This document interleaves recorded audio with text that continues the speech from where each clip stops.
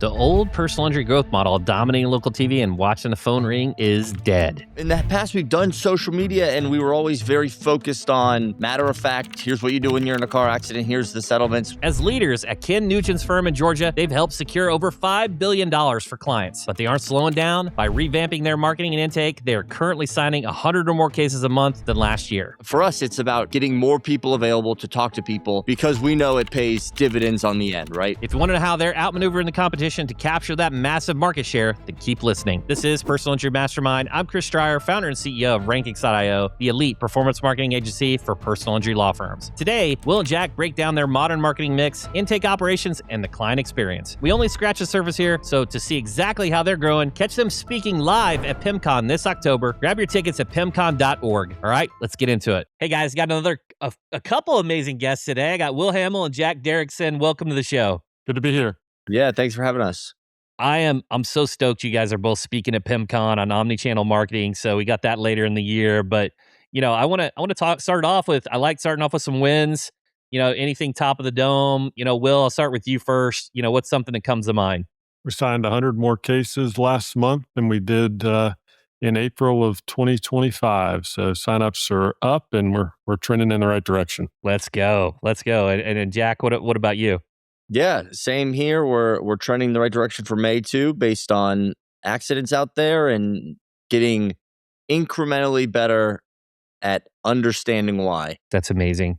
I know we're going to, in the voiceovers and everything, but you guys have helped over 300,000 clients. You've recovered more than $5 billion. Ken Nugent is a powerhouse in the PI space. And it's exciting that even with this many years, still it's like, hey, we're 100 plus versus the previous year. That's amazing. Yeah, certainly very excited about where things are trending. Signups matter, but our real focus right now is customer service and then also generating more out of each and every case, because the cost of doing what we do, the advertising expense is only more and more every single month as big players come in, as PE comes in. We've got to be better and better with each case that we work, recognizing that if we can't get our average fees up, it's going to be hard to stay in business long term. Yeah, well said. You guys talking about omni-channel marketing, and I know we have a mutual acquaintance. We have Gary Sarner, and you guys are all over the place: TV, radio, digital. Was it the marketing mix that changed? The distribution changed? Like, what do you think some of the core factors were to plus 100 versus the previous year?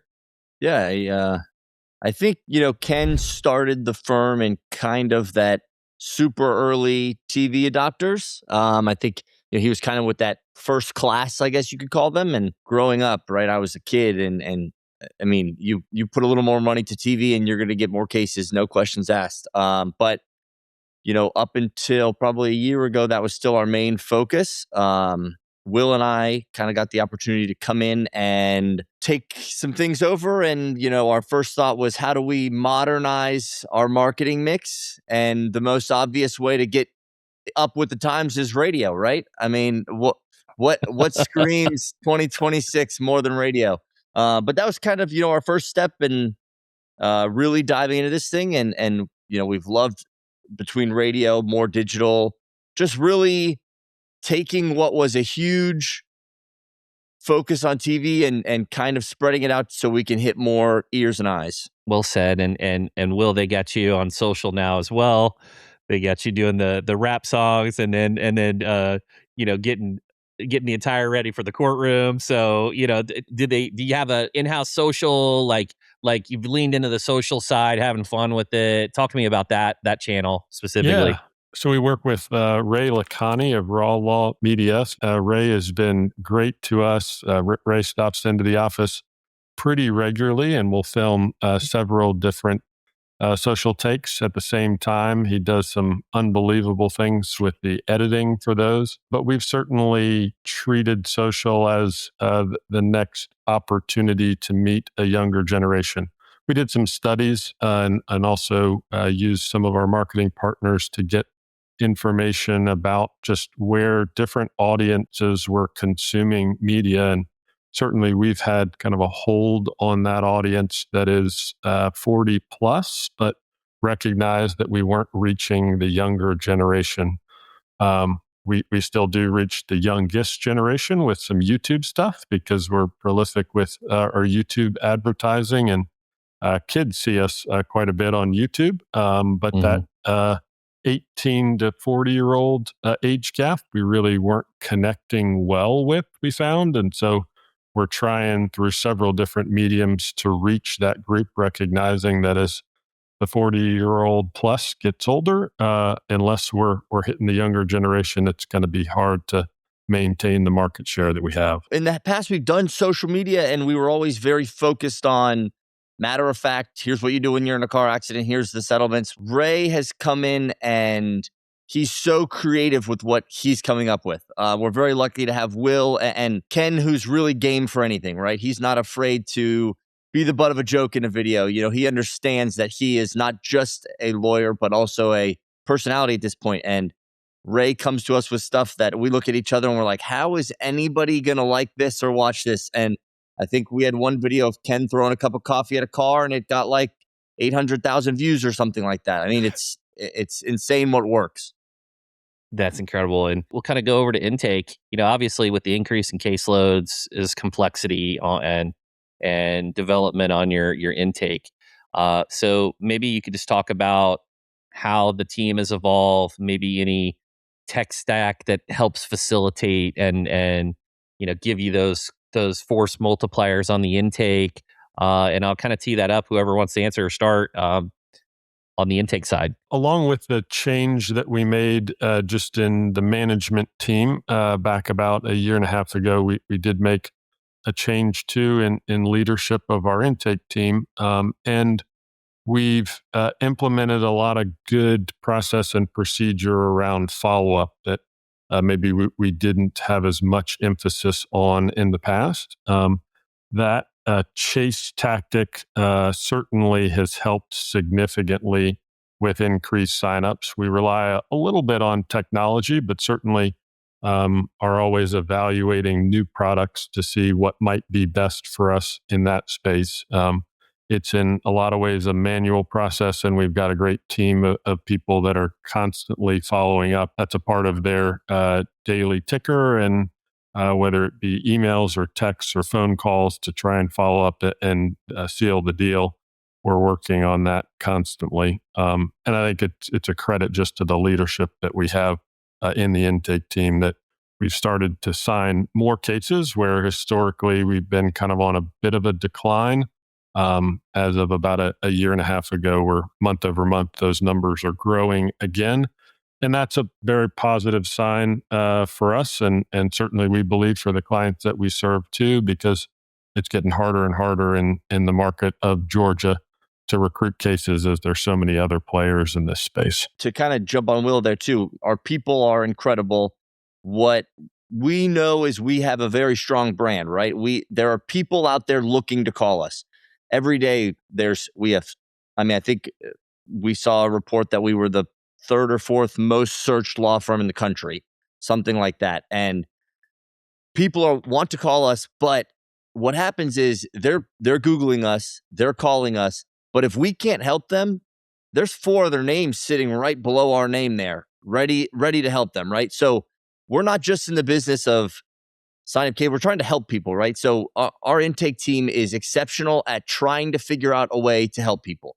And if we can't help them, how do we get them to somebody that can help them? At the end of the day, the best way to grow our business is to be there for the people of Georgia. We love everybody here.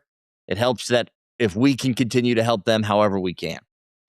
Let me ask you, this is like kind of Georgia specific. Like I see a lot of people talking about the runners, right? I saw Morgan's running an ad. You've got Darrell Champion has talked he's been very public about his thoughts on the runners and in Georgia.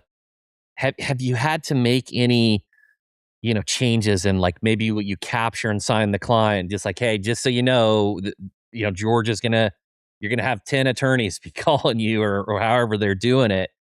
Has that impacted the business? Have you seen things on that side of the coin? We're fortunate that we haven't had a whole lot of lost business once we do, in fact, get that client signed up, that they recognize the brand.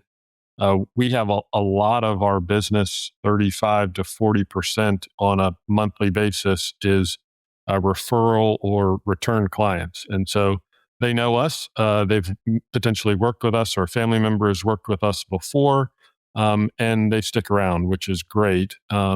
We do have a process in place for lost business. In the event that there is any sort of concern about that, we've got a dedicated person that is working to save those cases and prevent them from being lost business cases. But you're exactly right. I think we got some information from Cox Media around just the number of runners in the state and the number of potential clients that don't realize that running cases is illegal, and that ultimately they shouldn't be working with a runner to place their case. And so it's something that we're competing for probably half of the pie in terms of potential clients, because the other half is going to runners, at least from the studies we reviewed. And that's a crazy reality to think about, how hard it already is to get cases, but then that makes it a lot harder too. Well, we still get clients all the time that get called by runners after we signed, right? And it doesn't stop because we're 2 months into the process by any means. That's insane. 50%. Darrell did a lot of good work on that committee. We had a lawyer in our office too that served on the Georgia Bar committee too, but unfortunately we would love for the bar to be even more involved in preventing that long term. Yeah, that makes sense. I'm going to ask a question, and you don't have to be specific or share whatever you want, share as much as you want to share. Like I've said, like, hey, a nationwide average for an auto case, if you can get it, below a 3K CAC is like good. And in California, it's maybe 4 or 5. And Florida is like, I'd say maybe 4. What's Georgia like? How is it trending, and the cost? Like, how do you think of like a good target CAC, as much as you want to share? We've been seeing a lot near maybe this time last year around 4,000 and going down, and continuing to find ways to go down further. Right. I think there's always the age old 50% of our marketing budget is wasted, but which 50% is it? But yes, we've seen great trends in the right direction.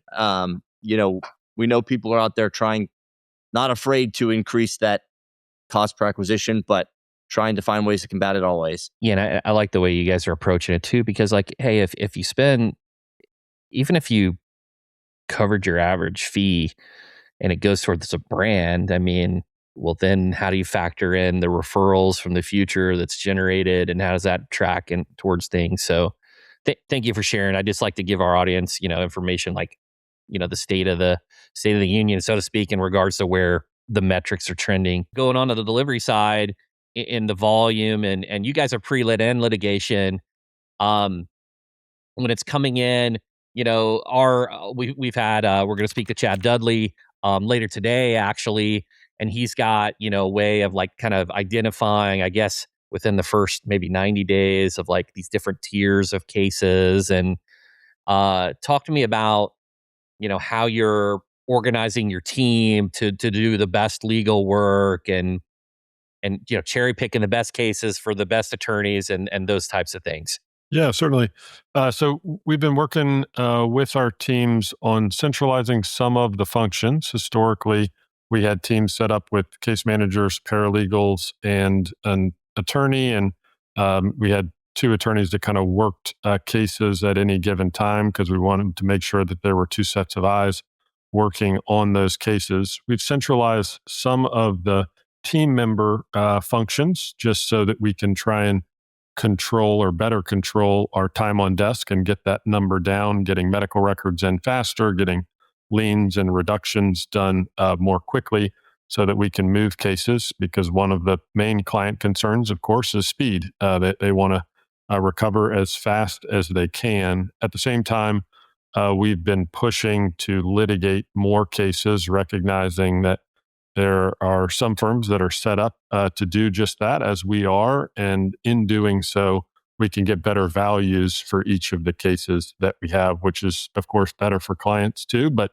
there's a speed component to that. So we're thinking about how we restructure just the process of negotiating cases, whether we might put cases into suit even earlier than we've done in the past to try and drive value. Back to part of your question on, all right, how do we get the right cases to the right team members who have the most experience? We've always treated our cases on the front end. We've assigned kind of a value or a letter system to them to know, all right, this is an A case, this is a great case, this is a D case, only meaning that, hey, there wasn't any hospital treatment and there's a variety of cases in between. And then we're making assignments based upon the different talents in our office and geographic assignments as well.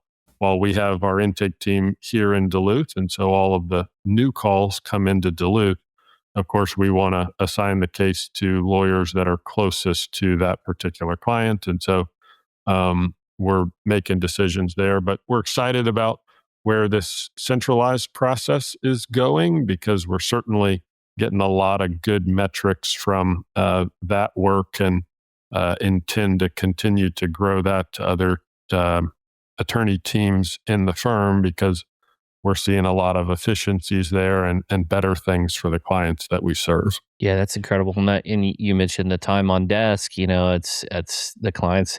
You can take the happiest client, but if they got to wait for the fee and then the case extends out, then they can turn and be unhappy. And it's sometimes it's nothing you can control, but sometimes there are things you can control.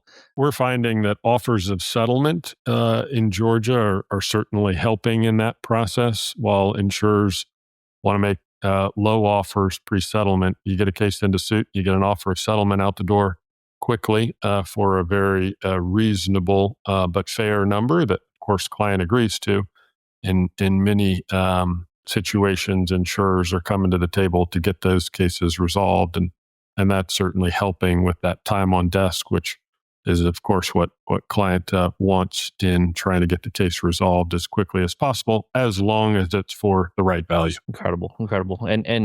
And you mentioned early on the show, so just circling back, you said, hey, there's things that we're doing in terms of the client experience and how that's impacting the firm and getting more business. And you mentioned also the 30%. So Jack, I know you got the front end of the omni-channel marketing, everything, but marketing's really everything, right? It's the client experience. It's because then the importance of reviews. So with the volume you've had today and in the past, like, how are you nurturing? How are you staying in touch with these clients? What are some of the strategies there that it's not just, hey, you're done, on to the next, where you have the opportunity to get referrals? Yeah, I think, another thing that people don't think about enough is we market a message, and that message is what people expect, right? We set up client experience by marketing. I mean,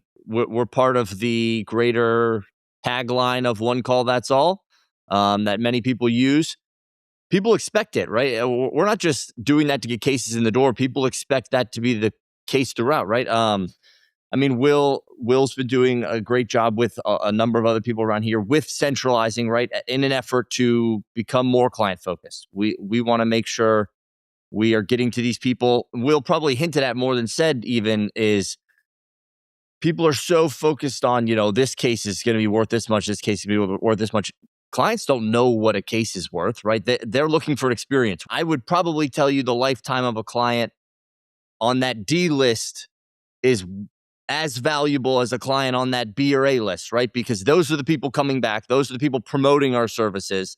A lot of people that are getting in these major accidents maybe aren't going to tout the service the same way because they're not part of the same group of people that would regularly sue, right? So it's for us, it's about getting more people available to talk to people, touching them more, getting in front of the call. We call them instead of them call us, giving them all the resources to understand, setting the correct expectation, because we know it pays dividends on the end, right? Treat every client the same, because a $2,000 settlement could mean well more than a $50,000 settlement to somebody else, right? Yeah, and I think just some basic examples of what we're doing. We've had direct phone numbers for every attorney, every case manager, every paralegal, every person on the client experience team, everybody for a long time. You can text, you can call, you can email your team member always, and we work to get back as quick as we possibly can. And then we're also very proactive in our communication, uh, built on checklists and workflows, of course, to continually remind to reach out, because the more we're in touch with the client, of course, the better their experience, but the more we can drive case value too. On a monthly basis, we track our net promoter scores. We've used case status for a long time for doing just that.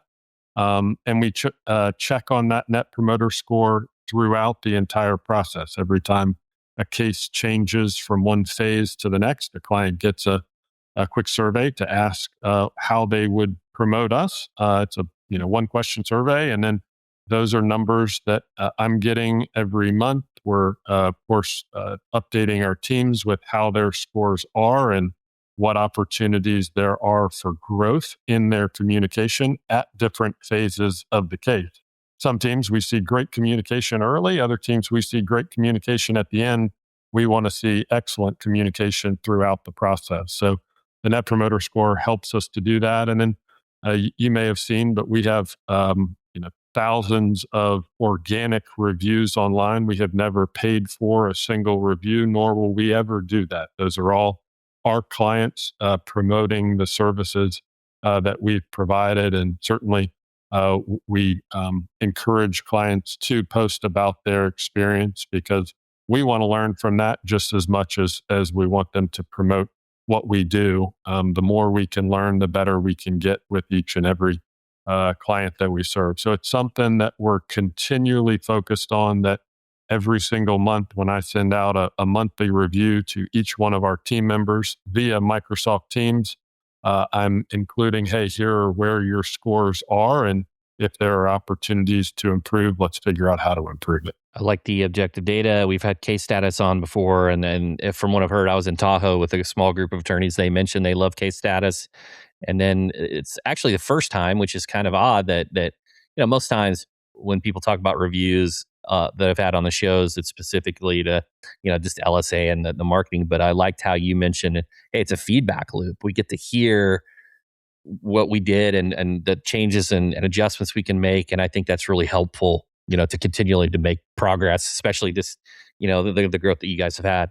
Chris, we've also made a push with trying to get video testimonials, right? Trying to really hear from our clients. We know obviously with our push on social, we're trying to get as many videos as we can of people promoting, and really, once again, gives us awesome feedback on multiple parts of the process, right? When we can just ask them open-ended questions, we can learn a whole lot more. Great. Chris, one more thing I should have mentioned that I think would be great for your audience. We also have a client experience team, and it's a team of 4 that are there when ultimately a client can't reach a member of their team, because maybe a case manager is on the call with somebody else, or an attorney is in a deposition or whatnot, and they're unable to reach their team. We have a means of getting to a client experience team member that's there to listen, that's there ultimately to hear out the concern and to work to solve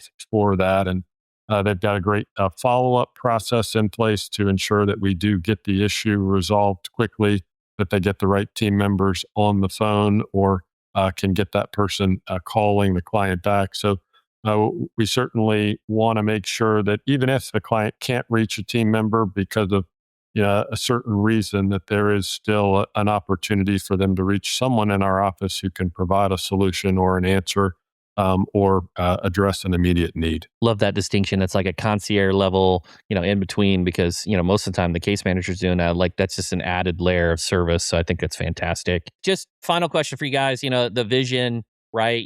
For, what's the future look like? What's something that you're interested in trying or excited to test, or something coming up in the future that you'd like to share? I'll start with Jack, and then Will, you can you can close us out. Yeah, I mean, in marketing, the things I'm excited for in the future is continuing to grow, right?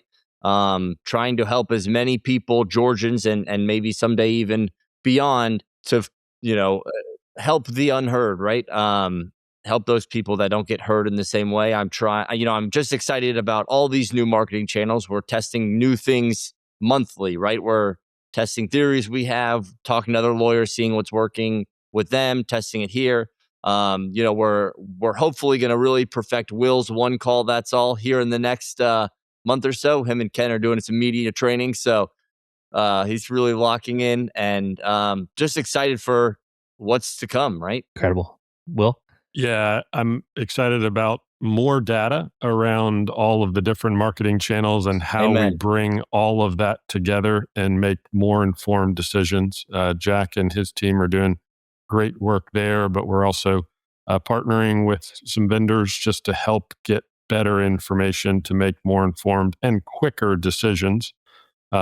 Certainly fortunate in that a lot of our contracts are in some ways short-term contracts, because in this day and age, you got to be able to pivot quickly. And so we're just looking at as many opportunities there. And then trying more cases. We've got to continue to file more lawsuits to get the best value for our clients that we do serve, and then try those cases all the way through. It's only getting harder with tort reform to get the value that our clients deserve. And we're set up and prepared to do just that, because it is the clients that we care so much about. So excited for that. The middle piece that's so important is communication, and we got to continue to push the envelope and get better and better about how quickly we respond to our clients, how quickly we address each one of their concerns, and most importantly, what we all want in this world these days, and it's hard in the fast-paced world that we live, is just somebody to sit there and listen. And so if we could all do a better job of listening to our clients, I think that will pay leaps and bounds on the continued referrals that we get. So we're focused on how do we better listen, and how do we grow just the value of the cases that we have by listening. So excited for the future. One more thing that I really has jazzed me up recently is, Will and I are very lucky to be involved in a brand that's had so much brand equity for so long. One thing I've been learning like crazy is how scrappy people are getting cases. Things we've never had to even look at. There's so much opportunity out there to get cases and do it very cleverly. So every day we're learning new things people are doing that are from people that are way more creative than we've been. So it's very exciting, and very excited for PIMCON, obviously. I will have I'll have about a 2-week-old baby. So thank you to my wife for letting me go. And if my eyes, I'll be a little more tired than I am today. You definitely will. Gentlemen, this is amazing. Final question. Will, I'll let you close it out. What's the best way to, if there's someone from the audience wants to refer a case to you guys, has questions about the pod, what's the best way to get in touch? Certainly. Look us up at callken.com, CALLKEN.com. And then by all means, love to hear from you. You can find us on the website, reach out via phone. Ask for me, ask for Jack.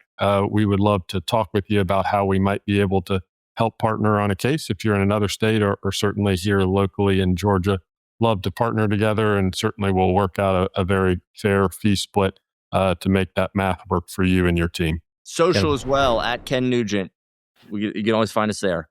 Perfect. We'll add that in the show notes. Gentlemen, thank you for coming on the show.